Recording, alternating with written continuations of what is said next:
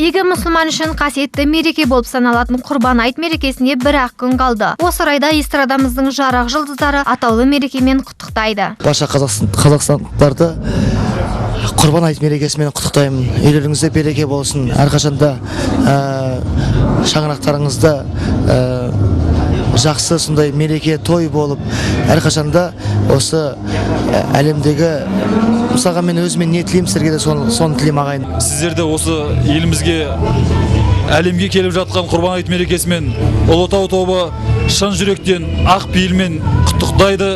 Шалып жатқан құрбандарыңыз қабыл болып, елімізде, жерімізде, бүкіл мұсылман әлемінде бейбітшілік болсын, тыныштық болсын. Сіздерді шын жүректен Ұлытау тобы Құрбан айт мерекесімен құттықтайды. Еліміздің барша тұрғындарын, қазақстандықтарды қасиетті мереке Құрбан айт мерекесімен құттықтаймын.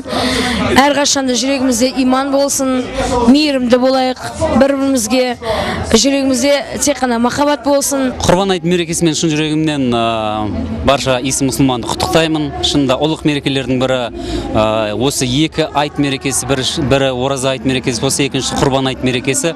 Бұл мерекені кішкентай балапандарымызда, әулетіміздегі әрқайсымыз, әрбір отандасымыз, әрбір мұсылман сезіну керек. Балапандарымызға сыйлық жасайық, аналарымызға орамал сыйлайық. Құрбан айт мерекесі құтты болсын баршаңызға.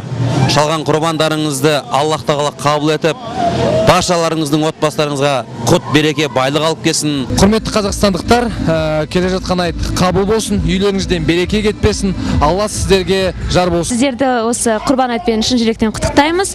Әрқашанда бақытты болайық.